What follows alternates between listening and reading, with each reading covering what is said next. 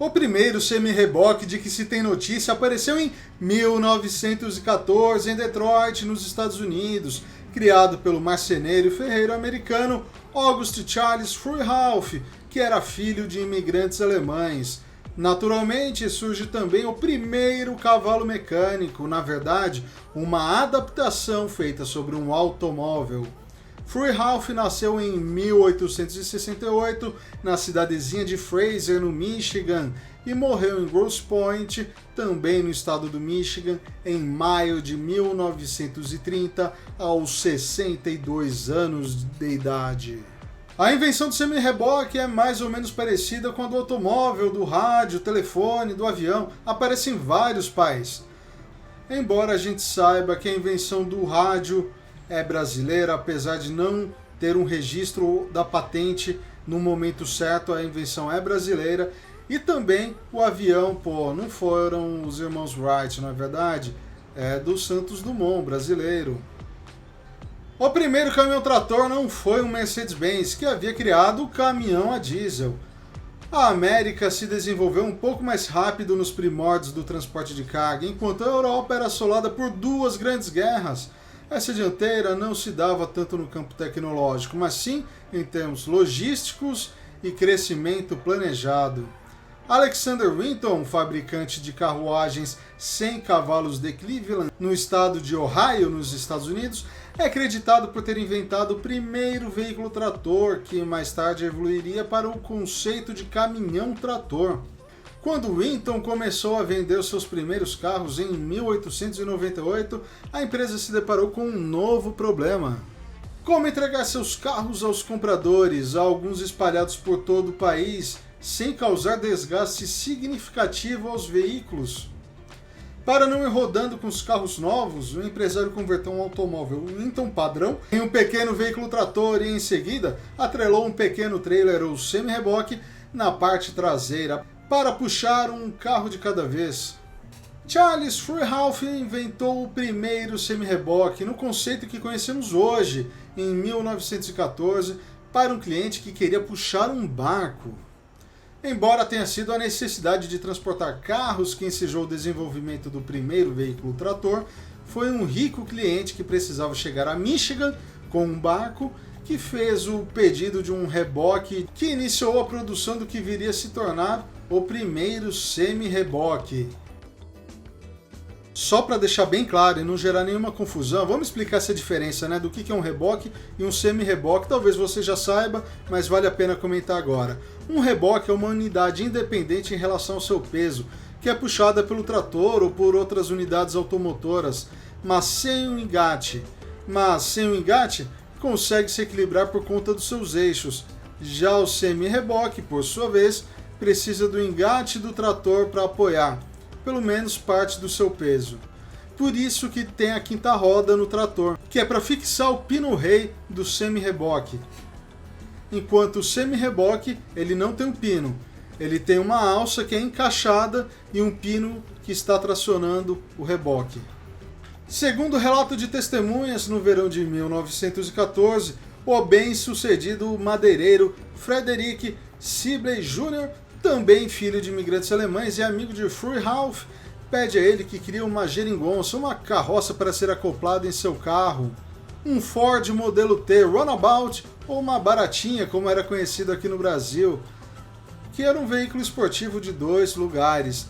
Esse carro utilizava os mesmos chassis e motor do Ford modelo T clássico, mas podia ter toda a traseira removida e substituída por uma prancha, transformando-se numa mini picape.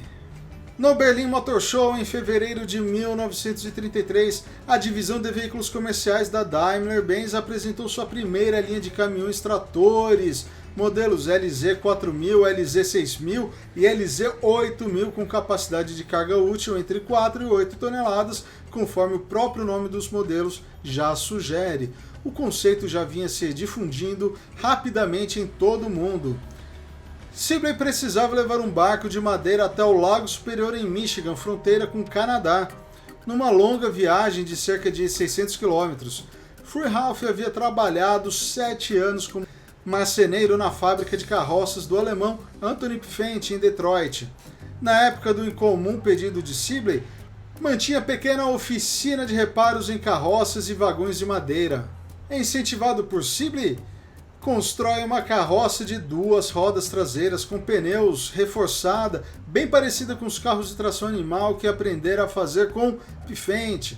O varão que se acoplava também acionava o freio do semi-reboque.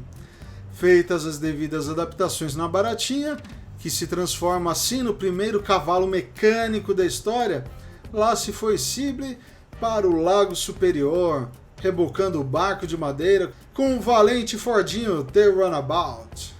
O magnata Henry Ford, dono da Ford Motor Corporation, que também fabricava caminhões, não gostou nada da história. Quando soube que seu modelo T estava sendo usado para puxar um semi-reboque, mandou avisar que o carro perdera a garantia de fábrica por uso indevido.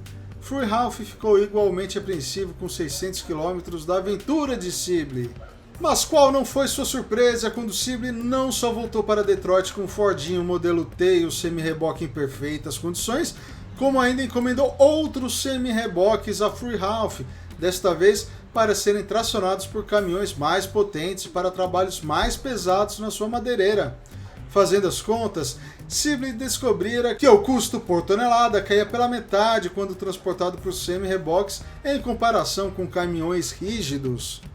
Sem se dar conta, Fred Ralph havia construído o primeiro semi-reboque dos milhares que sua empresa fabricaria. Em seguida, a viagem de Sibley viu seu faturamento triplicar em menos de 10 meses.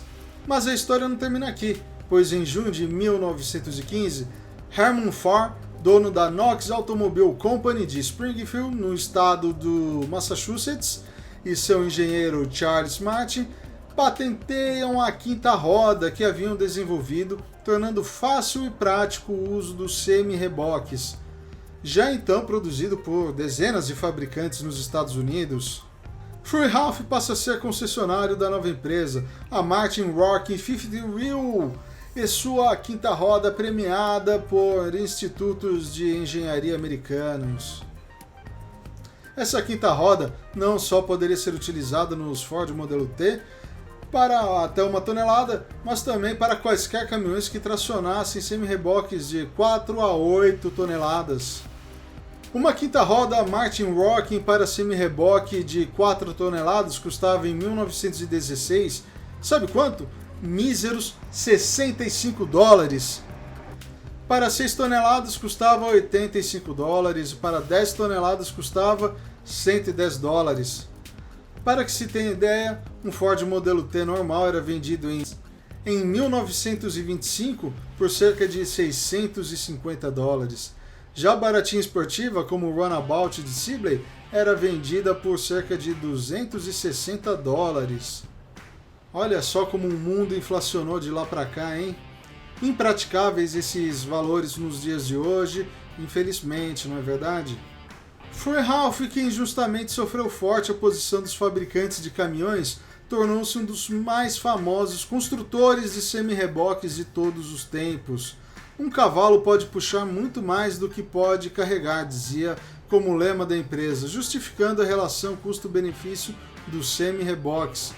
Seus filhos Harvey, Harry, Roy e Andrew o sucederam no comando da empresa, pioneira na construção de semi-reboques frigoríficos de alumínio, aço inox, tanques para líquidos e gás, cegonhas, ônibus papa-filas, guinchos e carrocerias com elevadores hidráulicos. A Fred Ralph teve um enorme desenvolvimento na Segunda Guerra Mundial, mas acabou encerrando suas operações em 1997 após problemas com o fisco americano. Atualmente, a marca Fred Ralph ela permanece ativa nos mercados do México e também da Inglaterra, onde ela também é líder de mercado, mas são empresas independentes. Inclusive, a tipologia do logo é diferente, é a mesma grafia, mas um está em itálico, o outro não está. Um tem o F de Fred Ralph completamente estilizado, o outro não. Então, são empresas independentes, não tem nada a ver México com Inglaterra, mas a marca sobrevive ainda. Adaptado, o modelo The Runabout, ou Roadster, acabou se tornando o primeiro cavalo mecânico do mundo. tinha estilo de carroceria muito popular no começo do século XX. Era um carro pequeno, de custo mais baixo, com modelo T clássico e no geral conversível. Tinha um só banco de assento e alguns contavam com outro opcional instalado no porta-malas. Com sua grande visibilidade, além do caminhão, o modelo T foi também muito utilizado na Primeira Guerra Mundial como veículo militar e até ambulância. Agora eu vou dar um presente para você que quer saber mais sobre a história do transporte, com a história do caminhão agora, como ele começou. Então segue a indicação desse vídeo logo agora, você está vendo na sua tela. E se você quer continuar por dentro da história do transporte, bem como das maiores novidades aqui no canal da MTED, apoia a gente, preciso do seu apoio. Deixa o seu joinha, se inscreva no canal e ativa o sino para receber as notificações. Pessoal, falou!